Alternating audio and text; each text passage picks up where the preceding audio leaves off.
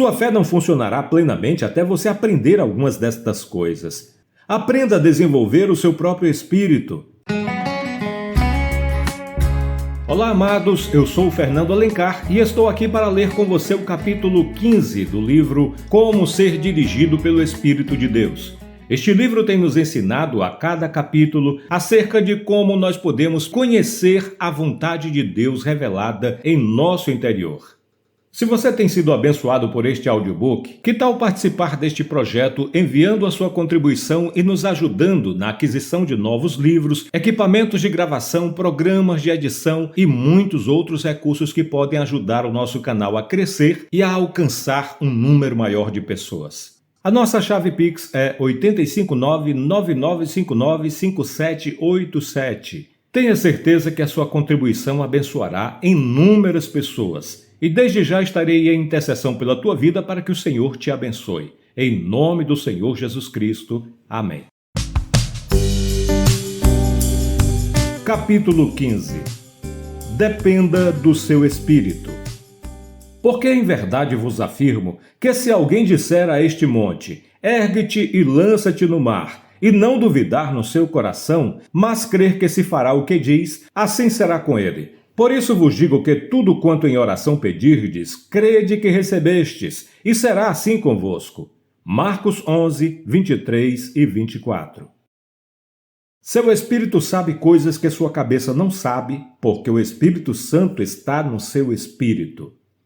Quando a ciência médica me abandonou para morrer como adolescente, dizendo que nada mais havia que se pudesse fazer por mim, eu sabia de alguma forma que se houvesse ajuda para mim em algum lugar, seria na Bíblia. Comecei com o Novo Testamento porque sabia que não tinha muito tempo. Acabei chegando a Marcos 11, 23 e 24.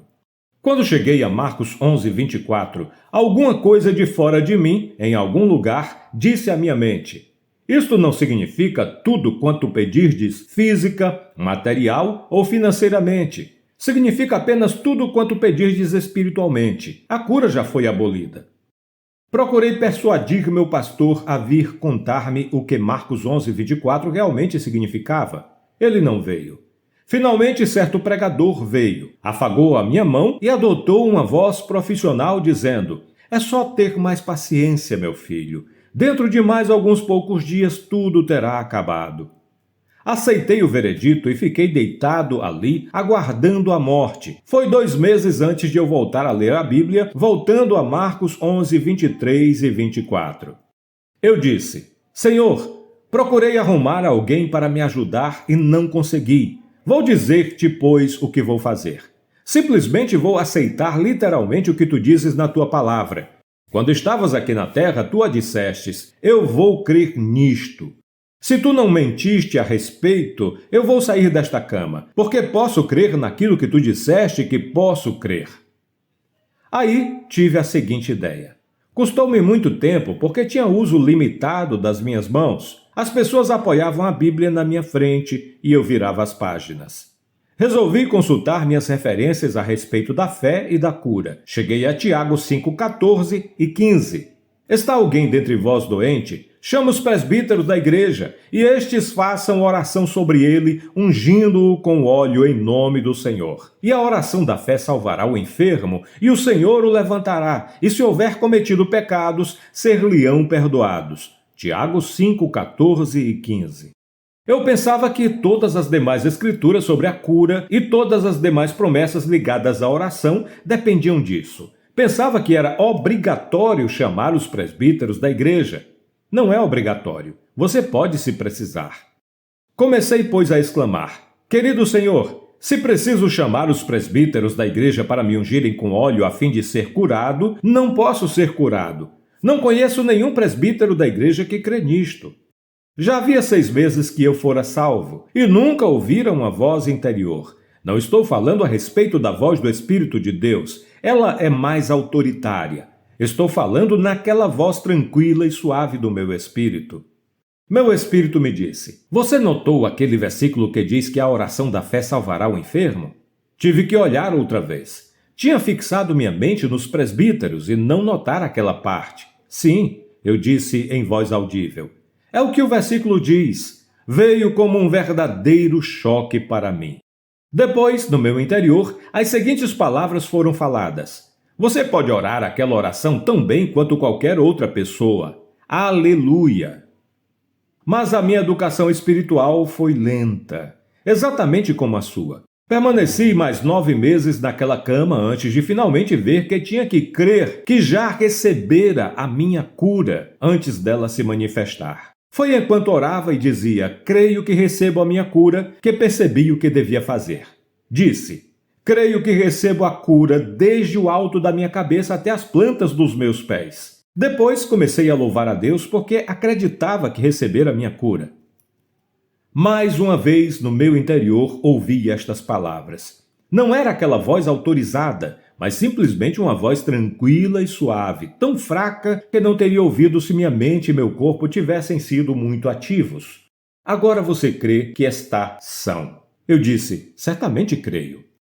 Aquela voz interior disse, levante-se, portanto, os sãos devem já estar fora da cama às 10h30 da manhã.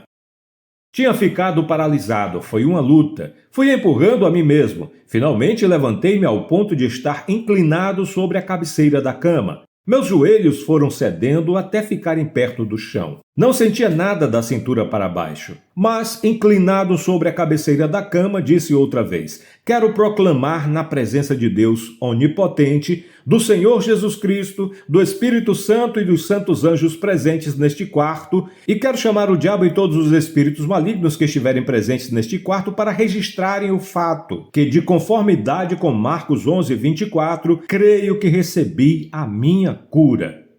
Quando disse isto, fisicamente senti alguma coisa. A sensação era como se houvesse acima de mim alguém derramando um cântaro de mel sobre mim. Senti-o bater na parte de cima da minha cabeça. Parecia empilhar-se como faria o mel e depois começava a escoar lentamente sobre mim, descendo por meu corpo. Tinha um ardor caloroso. Espalhou-se descendo sobre minha cabeça, pelo pescoço, pelos ombros, descendo meus braços e saindo pelas pontas dos dedos, e descendo meu corpo até sair pelas pontas dos dedos dos pés. Estava em pé ereto. Tenho andado ereto desde então. Mas quero que você perceba o seguinte: escutei o meu espírito. A fé é do espírito. Sua fé não funcionará plenamente até você aprender algumas destas coisas. Aprenda a depender daquele que está em você. Aprenda a desenvolver o seu próprio espírito. Tenha fé na sua fé. Enquanto gravava o presente capítulo, lembrei-me de uma experiência que tive em 1995, na época em que pastoreei a minha primeira igreja. Naqueles dias eu fui convidado para dirigir uma das igrejas da Assembleia de Deus Betesda, em Maracanaú, na área metropolitana da cidade de Fortaleza, no Ceará. Alguns anos antes, a igreja havia passado por um avivamento, mas naquele momento, depois de sucessivos escândalos, ela estava contando com apenas 18 membros, dos quais 8 eram líderes e os outros eram amigos e familiares desses líderes. Posso dizer que estava temeroso em meu espírito. Era a minha primeira igreja e eu me sentia totalmente incapaz de resolver os seus problemas. Eu orei ao Senhor pedindo socorro e clamei por um avivamento. Depois de alguns dias, o meu filho na fé, Márcio Vitório, me falou a respeito de 2 avivalistas que estavam visitando a cidade de Fortaleza, Josué e Joézer Braga. Assim que pude, eu os convidei a conhecer a nossa pequena congregação e numa segunda tarde um dos irmãos nos visitou. Foi uma tarde de milagres, foi uma tarde de grande derramamento de poder. Estava se congregando conosco uma irmã que se queixava de sentir-se fraca. Ela pensava que se tratava de anemia. Quando o irmão começou a ministrar sobre ela, o Espírito lhe revelou prontamente. E ele disse, você pensa que está com anemia, mas você está com leucemia. No entanto, o Senhor te cura neste instante. Você está curada agora, em nome de Jesus. Nos dias seguintes, quando essa irmã foi ao médico fazer exames, ela constatou que estava com leucemia. Ela foi para casa então se questionando, mas como eu poderia estar doente se o irmão que ministrou sobre mim disse que eu havia sido curada? E eu creio que isto é de Deus, porque ele não poderia saber que eu estou com leucemia se Deus não tivesse revelado. Nos dias seguintes, aquela irmã viu o seu quadro piorar a cada dia. Chegou ao ponto mesmo de não conseguir cuidar das roupas ou dos alimentos.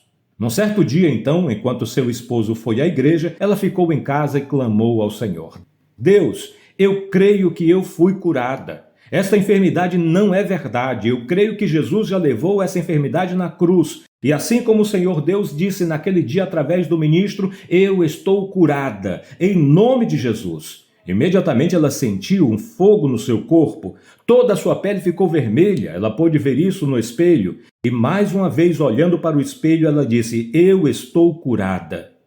Em alguns minutos, aquela irmã que não conseguia sequer andar sem ajuda pela casa, foi totalmente restaurada pelo poder do Espírito, totalmente curada, no nome do Senhor Jesus. No dia seguinte, ela procurou o médico, que lhe passou os exames, e então ela pôde provar para todas as pessoas que foi o Deus Todo-Poderoso que lhe curou. Até onde soube, nos últimos dias, aqueles dois irmãos estão à frente de uma igreja do Ministério Paz Church, sob a liderança do reverendo Abe Uber.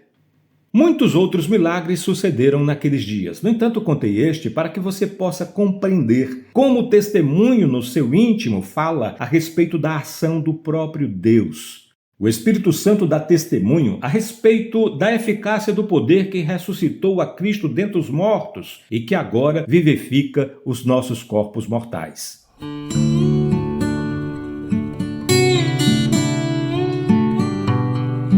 Pai Celestial, muito obrigado por esta maravilhosa dádiva que é ter o poder que ressuscitou a Cristo agindo na nossa própria vida, vivificando o nosso corpo mortal.